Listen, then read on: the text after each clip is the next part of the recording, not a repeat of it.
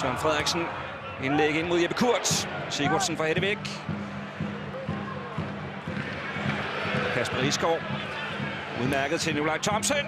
Wow, den lever! Den bliver til 1-0. 1-0 til OB. Der ved han ikke rigtig, hvad han skal. Nikolaj Thomsen prøver han et spark, og ja. Men det åbner kampen lige pludselig i forhold til, hvad vi sidder og taler om. Augustinussen. Ja, hårdt pres på dem nu. Jeg synes også, man skal til at holde øje med Risgaard. Hvor meget er der tilbage i ham? Han sagde altså, at det var ikke fysisk på toppen, han var før den her kamp. Det gør han godt, det er Risgaard. Og lige... Det er noget, han ikke har hørt. Og ind i skyggen inde på FCK's banehalvdel her. Kasper Kusk. Og der går stor mulighed til OB'erne. Det er kæmpe mulighed. Søren Frederiksen. Hvor skulle målene komme fra hos OB? Nu har de to angribere taget den og løbet med den. Tidligere FCK'er Søren Frederiksen gør det til 2-1. Men den gode åbning er jo den over på højre side, som også Kasper Kusk har lagt her. Det er strålende arbejde. Han har været der før. Han har været der før, ikke? Og kommer ind, bruger egentlig undervurderer de ham lidt.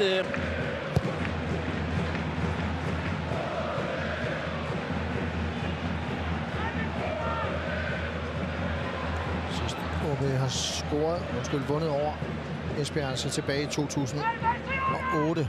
Så det handler også lidt om et kompleks, det her. Kusk. Ja, det er godt spillet, der kommer udligningen. Og det er Risgaard, der var involveret i scoring. Simpelthen et mønsterangreb, og Niels Frederiksen må være rasende. Han har lige talt om, at de skal være tættere i markeringerne. Der svigter de. Dårligt udført igen. Lever nu. Mærkeligt mål her. Ud af virkelig 0 og niks. Bliver der alligevel 2-1 til OB på et tidspunkt, hvor Esbjerg ellers var ved at få initiativet. Og hvem har sidste? Ja, det er jo nærmest et selvmål, eller hvad? Det er Peter Ankersen, som jeg ser det lige her. De regner selvfølgelig med, at den bliver bokset væk her. Det skal den også. Den skal viftes over mål. Så rammer den altså Peter Ankersen. Talent, der forlænger. Selvmål, ja, så får de reduceret. Selvmål lige til slut her. Jeg tror, det er Oliver Lund, der prikker den ind. Risgaard stormer tilbage. Nej, det er lidt skidt. Det er et selvmål af Oliver Lund, ja. Det er lidt skidt for Vestjylland. Det er vigtigt også lige at kan holde 0. Nu har man spillet 3 Superliga-kampe, og man har lukket 3 mål ind, eller lukket mål ind i alle kampe. Fødderne på Kusk, der igen i søger ind. Så det er Anders K. Jacobsen. Han vil gerne afslutte. Kusk får hjælp på ydersiden af Risgaard, men Kusk er! Så er der udlignet til 1. Og det er altså Kasper Kusk, der søger ind i lommen her. Så der han skærer ind og finder den spiller her, som er glidet væk fra Unja, der det så ikke bliver gjort færdigt. Ham med en ting, men så kommer... Rasmus Wirtz med lidt vild aflevering, som Patrick Christensen fanger flot foran Julesgaard. Og så er der altså plads i FC Midtjyllands venstre bakside, fordi Julesgaard med fremme. Thomsen centring og scoring OB! Og så er der debutscoring Anders K. Jacobsen. Første mål i Superligaen. Og Nordjyske Arena springer i luften allerede i det andet spilminut. Ja, sikke en start. Det var lige ved at gå galt med tvær aflevering for Wirtz, men hold da ferie, hvor var det stærke af Patrick Christensen, 200-kampsjubilaren. Spiller Kusk helt perfekt fri, og hvem er det? Det er Due, der hopper over bolden og skaber chancen inden foran mål. Det er fantastisk gennemspillet angreb af OB. Sikke en aflevering fra Kusk og stærk hoppet over af Due, og så er det bare med at sætte indersiden på fra AK Jacobsen, og så 1-0 til OB, og sikke en start på kampen. Nikolaj Thomsen, der kommer det her glid. Brev med bolden, og Dalsgaard i fart. Stor mulighed til OB. Henrik Dalsgaard vipper den i mål til udligning.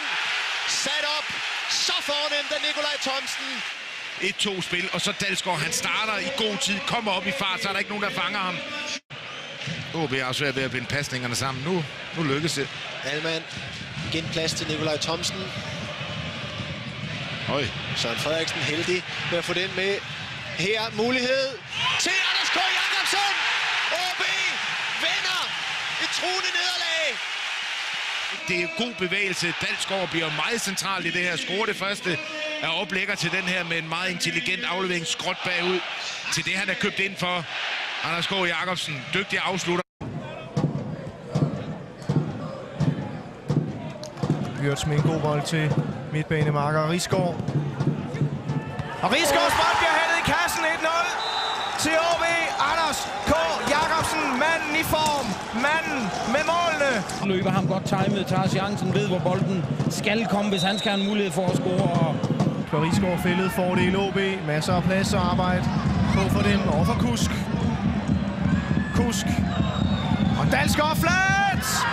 OB finder målet, der skal til. Ligesom tillægstiden går i gang. Rasmus Wirtz! Som vi også har set, Anders K. Jacobsen har scoret på nogle gange. Den der aflevering går bag om Sønderjyskes forsvar, som er stærk i luften, og Rasmus Wirtz, der kommer ind her. Wirtz får skrabet væk. 3 OB er fuldstændig alene igennem. Nikolaj Thomsen alene med Martin Skender. Har Jønsson med! Debutmål til OB's nye svensker.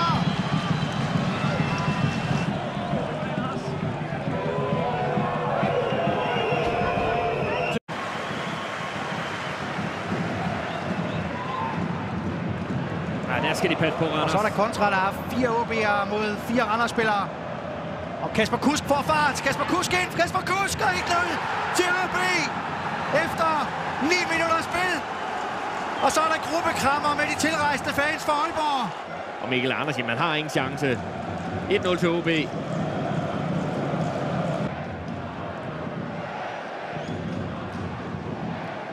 Ikke offside. Og så kommer Jønsson, så kan han score på første gang. Og det gør han. Rasmus Jønsson. Og OB kvitterer. Nikolaj Thomsen. Men han er i offside, tror jeg faktisk. Langsomme gengivelse for at lige vippe den op på den ene opstander. Og mere OB. Kasper Kusk bliver sendt afsted af Jønsson, og så kommer Mikkel Rask et halvt skridt bagud. Straffespark, siger Jakob Kielet. Et straffespark, som Kasper Kusk selv skal sparke. Og han sætter den stensikkert forbi Peskovic i målet. 1-0 til OB. I øvrigt første scoring fra straffesparkspletten, som får vippet forsøget for Jønsson over mål. Men Jønsson, han skulle få sin revanche. Her bliver Risgaard sendt afsted af Wirtz, og så er det netop den lange svensker, som der stiger til værs, og i en blød bue hælder han over Peskovic til 2-1. Og man sad faktisk bare og ventede på, at det tredje mål fra hjemmeholdet skulle komme, og det kom efter en lille times spil. Anders K. Jacobsen bliver sendt afsted i dybden, og så en perfekt aflevering ind til Rasmus Jønsson. Peskovic skal kun lige få fingerspidserne på, og fuldt fortjent OB på vej mod en sejr. Viborg. Men Sønderjyske begik enkelte fejl, som her, hvor de kommer lidt højt med kæden, og hvor Jonasson ophæver en offside inden centralt, så bliver der plads til Rasmus Jønsson, slår bolden på tværs, og selvsamme Jonasson inden foran laver et selvmål og sætter OB i gang. Her manglede der cirka 20 minutter af kampen, og heldig mod Jonasson altså med et selvmål. Få minutter senere opstår den her kontramulighed til OB af Anders K. Jacobsen, der laver gode aktioner frem i banen og finder en fremadstorm med Patrick Christensen, som ikke rigtig finder grund til at skyde på mål, i hvert fald ikke med det samme. Til gengæld finder han muligheden for at få et straffespark. Det gør han nemlig her i duellen med Florian Hart. Straffespark til OB. Den slags tager Kasper Kusk sig af, og det gør han med stor sikkerhed. 2-0 til OB, og så synes kampen afgjort, men efter det her, der stillede de sig faktisk lidt længere tilbage. Tager plads til Nikolaj Thomsen i venstre. Jønsson og Anders K. så fører OB med 1-0. Jeg tror, det var Jønsson, nu har jeg lige snakket om ham. Lidt klods, men rigtig flot spillet. Det er selvfølgelig dygtigt, at Nikolaj Thomsen samler 3 spillere. Den der Jønsson, ja, det er et selvmål. Ja, det ender med at være et selvmål. Får den her. Sætter tempo Kusk der, og det gør han faktisk så godt, at han næsten får overløbet Tambura. Duel mellem de to der, og straffespark her. Det er fløjtet. Jeg tror ikke, han forventer, at han tager træk ind, skærer ind foran ham. Rigtig fint lavet Kusk. Gylden mulighed for OB'erne til at bringe sig i spidsen. Og den er reddet. Skud fra Kasper Kusk. Der er omspark. Omspark, ja. Jeg tror, at Johnny Thomsen måske har fået tillid ind i feltet. Lad os lige prøve at se, hvorfor. Lad os se, hvem er Randers-spilleren, der bevæger sig ind, inden bolden er rørt. Ja. Det er Asen. Ja, han prøver en chance til topscoreren hos OB, Kasper Kusk. Og denne gang resolut. 2 forsøg skulle der til, men det tæller. Basis for noget kontroversielt. Så tror jeg, det er meget godt, at Lars Christoffersen ikke stiller op til kommunalvalget her i lokalområdet om en uges tid. Så vil han få problemer med at blive valgt. Han er i hvert fald ikke den mest populære mand. Lige nu en 2-mod-2 situation. Johnny Thomsen laver det om til en 3-mod-2 situation, og så kommer Tambur også med hjemme og hjælper. Den lever nu for OB. Ja, det gør den. Og det er Kasper Kusk. Skal skyde fra distancen. Kasper Kusk ligger an til skud.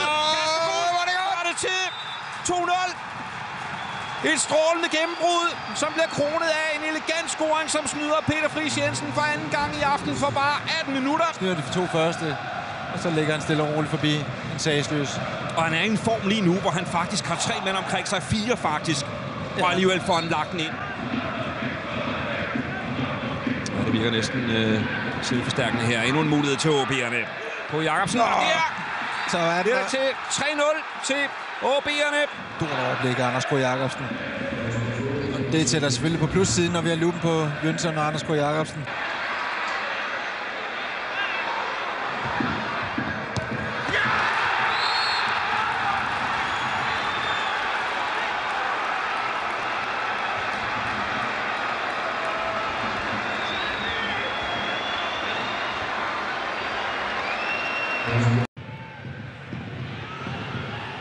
Igen glimrende aflevering fra Jønsson og Anders K. Jacobsen. 1-0 til OB. De to frontangribere i sublimt samspil, men der bliver plads. Der bliver en kæmpe korridor at arbejde på. Kent Nielsens mandskab på baggrund af tvivlsomt forsvarsspil foran med 1-0. Spiller der være skadet for tysk fodbold, Jønsson. Godt arbejde. Godt overblik. Og vi nåede lige at snakke om, det var spændende at se, hvad Jønsson han kunne udrette. En assist blev så svaret til dig. Fint træk. Rasmus Jønsson. Rasmus Jønsson. Og 1-0 til OB. Sikke en detalje for Rasmus Jønsson. Helt nede på mållinjen. Wow, hvor er det godt lavet det her. Step over finde. Jonas Knudsen fuldstændig sat. Aflevering på tværs. Helen fra Davidson snyder fra Grønov. 1-0. Vi får den lige igen. Dobo Ampem. Og bolden, den er altså ikke på vej i mål. Derfor så er det et klokkeklart til mål. Ganelseren. Se sådan. Og så er det Anders K. Jacobsen. Han vil gerne afslutte. Kusk. Ja, Kasper Kusk. Tørt hug for Kasper Kusk. Ja. Det er fantastisk for os nærmest stående. Kort aftræk. Tager lige nogle tits af. Hvor er stolpen, så sigter efter den, og så går den ind glat over stolpen. Det er simpelthen... Dalsgaard tilbyder sig i højre side. Masser af plads til højre bakken. Kan komme ind og afslutte. Dalsgaard! Rammer OB i front!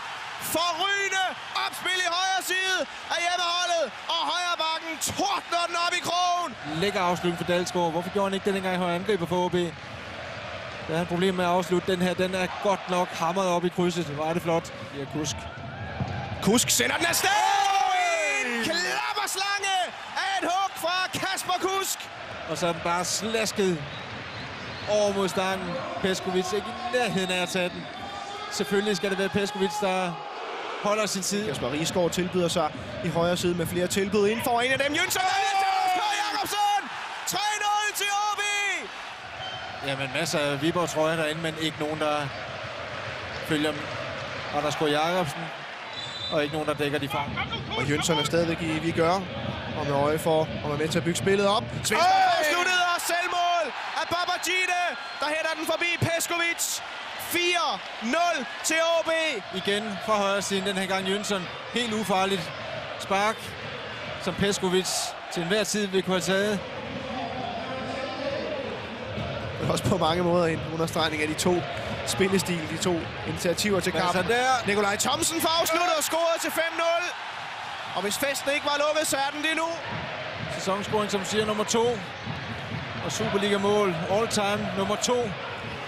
Det er simpelthen et eventyr, der er ved at åbne sig op for de her unge OB-spillere.